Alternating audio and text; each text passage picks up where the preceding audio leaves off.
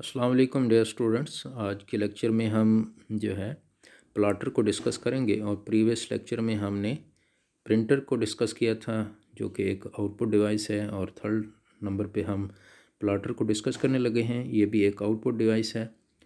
Plotter जो है high quality graphics के लिए इस्तेमाल होता है, यानी अगर हमने बहुत हाई क्वालिटी के पैनाफ्लेक्स या चार्ट या पिक्चर या ड्राइंग चाहिए हमें, तो उसके काम के लिए प्लॉटर इस्तेमाल किया जाता है। हमारे पास जो प्लॉटर की टाइप हैं वो टू टाइप हैं, flat bed plotter and drum plotter. Flat bed plotter जो है ये पिक्चर इमेजेस ड्रा करने के लिए इस्तेमाल किया जाता है। इसके पास पिन्स होती हैं जो कि ड्राइंग के लिए इस्तेमाल होती हैं, और पेपर जो है एक टेबल लाइक सरफेस पे रखा जाता है। फिर जो है पेन्स जो है वो ऊपर नीचे मूव करती हैं। पेन्स की मूवमेंट को सॉफ्टवेयर के ज़रिए कंट्रोल किया जाता है। सॉफ्टवेयर इंस्ट्रक्शन देता है कब पेन ने मूव करना है। इस तरीके से जो है वो ड्राइंग हो जाती है, पिक्चर ड्रा हो जाती हैं। और एक फ्लैट बेड प्लॉटर के पास एक से ज़्यादा पेन्स हो सकती हैं। सेकंड जो हमारे पास प्लॉटर है वो ड्रम प्लॉटर है। ड्रम प्लॉटर जो है वो एक ड्रम या सिलेंडर पर मुश्तमिल होता है जिस पर ड्राइंग पिन्स लगी होती हैं, और जो जब ड्रम रोटेट करता है तो पिन्स जो हैं वो लेफ़्ट टू राइट मूव करती हैं, जिससे ड्राइंग हो जाती है। और इसकी जो लेंथ होती है पेपर की वो उसकी अनलिमिटेड होती, यानी लेंथ जितनी मर्ज़ी आप यूज़ कर सकते हो, शीट की या पेनाफ्लेक्स की या पेपर की। और विड्थ जो है वो उतनी विड्थ होती है जितना ड्रम की विड्थ होती है। इसके बाद ऑडियो आउटपुट के लिए कौन से डिवाइस इस्तेमाल होते हैं। स्पीकर और हेडसेट जो हैं वो ऑडियो आउटपुट डिवाइस के लिए इस्तेमाल होते हैं। और नॉर्मली जो बिल्ट इन कंप्यूटर में भी स्पीकर लगे होते हैं, कुछ एलसीडी में भी लगे होते हैं, और कुछ लोग जो हैं वो एक्सटर्नल स्पीकर यूज़ करते हैं ऑडियो के लिए। नेक्स्ट क्वेश्चन है कि discuss basic units of data storage. Data storage के कौन कौन से यूनिट हैं। पहला यूनिट जो है वो बिट है। कंप्यूटर जो है वो बाइनरी डिजिट पे काम करता है, और हमारे पास जो बाइनरी डिजिट हैं वो 0 और 1 है, और हर बाइनरी डिजिट को बिट कहते हैं। ये बाइनरी डिजिट जो है या एक बिट जो है ये एक मेमोरी की लोकेशन ऑक्यूपाई करता है, और ये स्टोरेज का सबसे छोटा यूनिट है। और जो सेकंड यूनिट है वो बाइट है। बाइट जो है वो 8 बिट पर मुश्तमिल होता है, और एक करैक्टर को स्टोर करने के लिए इस्तेमाल किया जाता है। और नॉर्मली जो है मेमोरी जो है हम बाइट में एक्सप्रेस करते हैं। थर्ड यूनिट जो है वो किलो बाइट है। किलो बाइट जो है वो 1024 बाइट पर कंसिस्ट होता है, और जिसको हम केबी से डिनोट करते हैं। मेगाबाइट जो है वो 1024 किलो बाइट पर मुश्तमिल होता है, जिसको एमबी से डिनोट करते हैं। और गीगाबाइट जो है 1024 मेगाबाइट पर होता है, मुश्तमिल होता है, और जिसको हम जीबी से डिनोट करते हैं। और टेराबाइट जो है 1024 गीगाबाइट के बराबर होता है, जिसको हम टीबी से डिनोट करते हैं। ये एक टेबल दिया गया है जिसमें बताया गया है कि आप किलो बाइट को कैसे मेंशन करेंगे। किलो बाइट को हम केबी से मेंशन करेंगे। फर्स्ट रो को अगर आप देखें, और इसके इक्वल लिखा हुआ है 2 रेज़ पावर 10, यानी इतने बाइट एक केबी में 2 रेज़ पावर 10 बाइट होंगे, जिसको और 2 रेज़ पावर 10 बाइट जो हैं ये 1024 बाइट के बराबर होते हैं। और मेगाबाइट जो है जिसको हम एम या एमबी से डिनोट करते हैं, और ये 2 रेज़ पावर 20 बाइट के इक्वल होते हैं। इसी तरह गीगाबाइट जो जिसको हम जीबी से डिनोट करते हैं, और ये 2 रेज़ पावर 30 के इक्वल होते हैं। और टेराबाइट जो है जिसको हम टीबी से डिनोट करते हैं, और ये 2 रेज़ पावर 40, यानी लास्ट रो जिसमें लिखा हुआ 2 रेज़ पावर 40, तो टेराबाइट जो है 1 टीबी या 1 टेराबाइट जो है 2 रेज़ पावर 40 के इक्वल होता है, जो कि 1 ट्रिलियन बाइट के इक्वल होता है। 2 रेज़ 40 जो है 2⁻⁴, इसको अगर हम कैलकुलेट करें तो ये 1 ट्रिलियन के इक्वल होता है। नेक्स्ट जो यूनिट है हमारे पास वो वर्ल्ड है। वर्ल्ड जो है ये एक कॉमन डाटा यूनिट है और ये नॉर्मली डिपेंड करता है कि कंप्यूटर के साइज़ पे डिपेंड करता है। लाइक अगर और कंप्यूटर के अंदर एक चीज़ होती है रजिस्टर, जो एक स्मॉल मेमोरी होती है जो सीपीयू के साथ अटैच होती है। रजिस्टर का जितना साइज़ होगा उतना ही वर्ल्ड का साइज़ होगा, यानी और उतना ही कंप्यूटर का साइज़ होगा कि कंप्यूटर के वर्ल्ड का उतना ही साइज़ होगा। टेबल में हम देख लेते हैं कि अर्ली कंप्यूटर जो थे हमारे पास, उनमें जो साइज़ था वर्ल्ड का वो था 1 बाइट, यानी जिसके अंदर होती थी 8 बिट। तो ये शुरू वाले कंप्यूटर होते थे। सेकंड रो को अगर आप देखें तो 2 बाइट, फिर नेक्स्ट जो कंप्यूटर आ गया उसमें 2 बाइट साइज़, जो वर्ल्ड का साइज़ था वो 2 बाइट था, जिसके अंदर 2 बाइट के अंदर हमारे पास 16 बिट होती हैं, और ये माइक्रो कंप्यूटर था नेक्स्ट। फिर इसके बाद जो कंप्यूटर आए उनमें जो वर्ल्ड का साइज़ था वो सिंगल वर्ल्ड था, और जिसके अंदर 32 बिट होते थे। ये normally main frame mini computer और माइक्रो कंप्यूटर थे। और नेक्स्ट जो कंप्यूटर हैं उनमें वर्ल्ड का साइज़ है डबल वर्ल्ड, और इसके अंदर 64 बिट होती हैं। ये सुपर कंप्यूटर हैं आजकल के दौर के जो इस्तेमाल हो रहे हैं, उनके में 64 बिट साइज़ होता है। नेक्स्ट हमारे पास ये कैलकुलेशन वाले क्वेश्चन है, जो कि मैं अलहदा से आप लोगों को वीडियो सेंड करूँगा, जिसमें इनको बताया जाएगा कैसे इनको सॉल्व करना है। और हम अब देखते हैं कि सिस्टम क्या है। सिस्टम जो है डिफरेंट कंपोनेंट का कम्बिनेशन होता है, जो कि एक टास्क को परफॉर्म करने के लिए डिफरेंट कंपोनेंट जो है वो अपना रोल परफॉर्म करते हैं। और इसकी जो अगर हम इंफॉर्मेशन सिस्टम की बात करें तो इंफॉर्मेशन सिस्टम जो है इसमें कौन कौन से कंपोनेंट हो सकते हैं। पहला कंपोनेंट हार्डवेयर है, दूसरा सॉफ्टवेयर है, और third people, user, data, information, और फिफ्थ कंपोनेंट जो है वो कम्युनिकेशन सेटअप है। तो ये 5 कंपोनेंट हैं किसी इंफॉर्मेशन सिस्टम को बिल्ड करने के लिए। नेक्स्ट हमारे पास क्वेश्चन है कि what is SDLC, discuss it's different phases. SDLC stands for system development life cycle. ये डिफरेंट स्टेप्स का मजमूआ होता है जो कि किसी सिस्टम को डेवलप करने के लिए इस्तेमाल किए जाते हैं। और अगर हम इन स्टेप्स को फॉलो करें तो हम एक ऑर्गेनाइज्ड वे से सिस्टम को डेवलप कर सकते हैं। ये स्टेप कौन कौन से हैं? पहला स्टेप जो है वो प्रीलिमिनरी इन्वेस्टिगेशन है।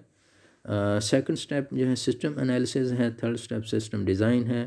फोर्थ जो है वो सिस्टम कोडिंग, फिर कोडिंग के बाद सिस्टम टेस्टिंग होती है। सिस्टम टेस्टिंग के बाद सिस्टम इम्प्लीमेंटेशन, और लास्ट पे सिस्टम मेंटेनेंस वाला स्टेप इन्वॉल्व होता है।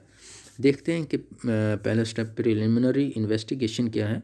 ये पहला स्टेप होता है जिसमें हम इनिशियल एनालिसिस या फाइंडिंग करते हैं, और इसमें कौन से फर्दर 5 स्टेप हैं।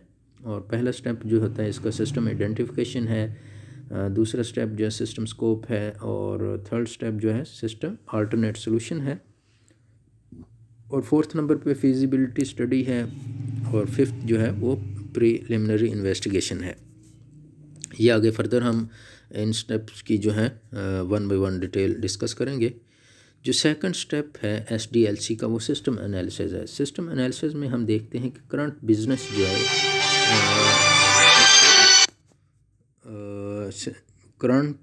जो है उसको स्टडी किया जाता है कि वो कैसे काम कर रहा है और उसको हम कैसे इम्प्रूव कर सकते हैं। इसके फर्दर 4 स्टेप हैं need analysis, data gathering, data analysis and analysis report. ये 4 स्टेप हैं जो कि सिस्टम एनालिसिस में इस्तेमाल किए जाते हैं। थर्ड स्टेप जो है हमारे पास SDLC का वो सिस्टम डिज़ाइन है। सिस्टम डिज़ाइन में हम सिस्टम का लॉजिकल और फिज़िकल मॉडल जो है वो ड्रा करते हैं, और इस डिज़ाइन से हमें पता चल जाता है कि जो पिछले स्टेप में हमने रिक्वायरमेंट फाइंड की थी उनको सिस्टम कैसे मीट करेगा। फोर्थ स्टेप जो है कोडिंग है। कोडिंग जो है इसमें हम प्रोग्राम राइट करते हैं। इस काम के लिए एक या एक से ज़्यादा प्रोग्रामर हायर किए जाते हैं, वो सिस्टम को डेवलप करते हैं। डिफरेंट इसके लिए टूल चाहिए होती है, बजट चाहिए होता है और बंदे भी चाहिए होते हैं कोडिंग के लिए। जब सिस्टम कंप्लीट हो जाता है उसके बाद फिफ्थ स्टेप होता है टेस्टिंग, यानी हमने अब सिस्टम बन गया है उसको टेस्ट करना है। टेस्टिंग भी काफ़ी इम्पॉर्टेंट स्टेप है जिसमें टेस्ट किया जाता है कि जो सिस्टम बनाया गया है क्या वो उन रिक्वायरमेंट को मीट कर रहा है, जैसे हम चाह रहे हैं वैसे काम कर रहा है या नहीं कर रहा। जो लास्ट स्टेप है वो हमारे पास बल्कि सिक्स्थ स्टेप जो है वो इम्प्लीमेंटेशन है। इम्प्लीमेंटेशन ऐसा स्टेप है जिसमें हमने उस सिस्टम को इंस्टॉल कर देते हैं, हार्डवेयर को इंस्टॉल करते हैं, सॉफ्टवेयर इंस्टॉल करते हैं, पूरा कंप्लीट सेटअप जो है उसको इंस्टॉल कर देते हैं। और फिर इंस्टॉल करने के लिए डिफरेंट मेथड यूज़ किए जाते हैं। हमारे पास डायरेक्ट इम्प्लीमेंटेशन वाला भी हम मेथड अडॉप्ट कर सकते हैं, या parallel implementation, phase implementation, pilot implementation. ये फोर्थ स्टेप है जिसको हम इस वन बाय वन आगे डिस्कस करेंगे।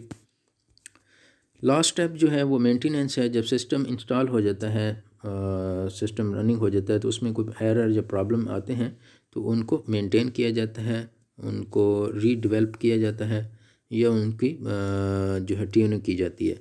तो ये मेंटेनेंस वाला जो स्टेप है ये तो फॉर एवर चलता रहता है सिस्टम में।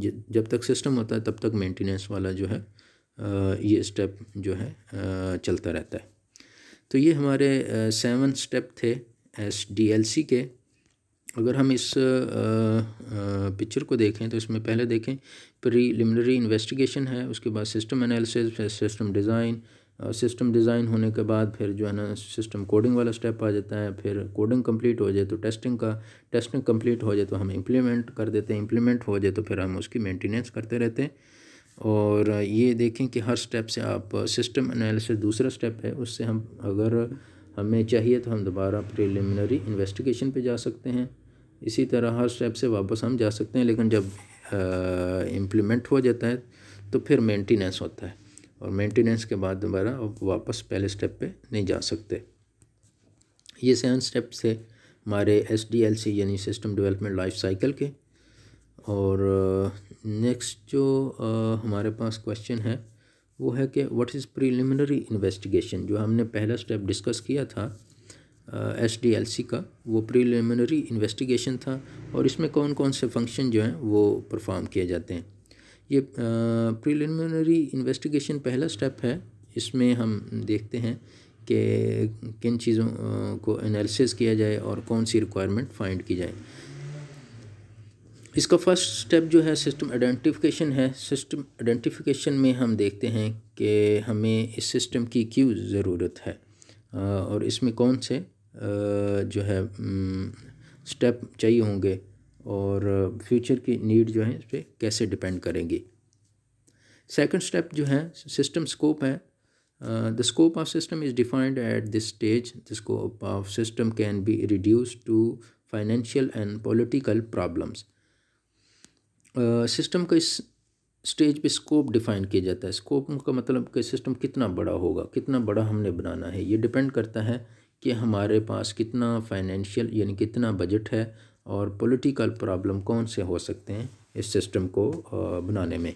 तो ये सारी चीज़ें देखते हुए हम सिस्टम को डिफ़ाइन करते हैं कि इतना बड़ा हमने सिस्टम बनाना है। अल्टरनेट सोल्यूशन थर्ड स्टेप है प्रीलिमिनरी इन्वेस्टिगेशन का।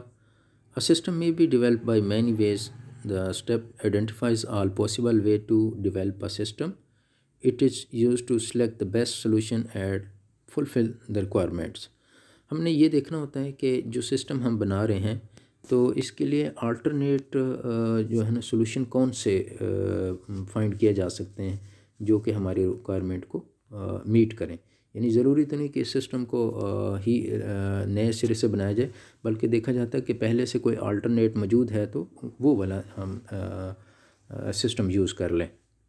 फोर्थ स्टेप जो है फिजिबिलिटी स्टडी है। फिजिबिलिटी स्टडी का मतलब है कि अगर हम जो सिस्टम डेवलपमेंट करना चाह रहे हैं वो अफोर्डेबल है या एक्सेप्टेबल है भी ऑर्गेनाइजेशन के लिए या नहीं। हम इतना हाई फाई सिस्टम बना दें कि वहाँ पे स्टाफ ही इतना ना हो कि उस सिस्टम को यूज़ कर सके, या वहाँ पे बेसिक फैसिलिटी ही ना हो कि जो लोग जैसे इंटरनेट की अगर कहें कि हम कहें कि स्टूडेंट जो है अपने घर से बैठ के फॉर्म फिल करेंगे, तो ये काफ़ी आज से अगर 5 साल पहले की बात करते तो काफ़ी एक मुश्किल काम था, क्योंकि गांव में तो इंटरनेट नहीं चलता। तो ऐसा सिस्टम बना दिया जाए जो कि लोग यूज़ ही ना कर सकते। तो ये देखना होता है फिजिबिलिटी स्टडी में कि आया ये सिस्टम जो है सक्सेसफुल होगा भी या नहीं। 5वां स्टेप जो है प्रिलिमिनरी इन्वेस्टिगेशन का, वो है preliminary plan. Preliminary plan consist of all finding in written form for approval. जो भी हमें फाइंडिंग मिलती हैं उसको रिटन फॉर्म में हम राइट डाउन कर लेते हैं ताकि हम उसके लिए अप्रूवल ले सकें। It is also called the feasibility report. इसको फिजिबिलिटी रिपोर्ट भी कहते हैं। It is normally submitted to the top manager of the organisation. ये टॉप मैनेजर जो ऑर्गेनाइजेशन के हैं उनको सबमिट किया जाता है। They may accept and modify और रिजेक्ट। तो जो भी हमारी फाइंडिंग हुई उनको हम राइट डाउन कर लेते हैं और उनको फिर फिजिबिलिटी रिपोर्ट कहते हैं। और ये टॉप मैनेजर या हायर लेवल पे जो लोग होते हैं उनको सबमिट किया जाता है। वो इसको एक्सेप्ट कर लेते हैं या सुजेशन देते हैं, इसको रिजेक्ट कर देते हैं या मॉडिफाई के लिए कहते हैं। तो ये 5 स्टेप थे हमारे प्रिलिमिनरी इन्वेस्टिगेशन के। और प्रिलिमिनरी इन्वेस्टिगेशन इटसेल्फ जो है फर्स्ट स्टेप है SDLC का। तो ये क्वेश्चन डिफरेंट एंगल से पूछा जा सकता है कि आप प्रिलिमिनरी इन्वेस्टिगेशन को डिफ़ाइन करें, या पूछा जा सकता है कि SDLC के जो 7 स्टेप हैं उनको एक्सप्लेन करें।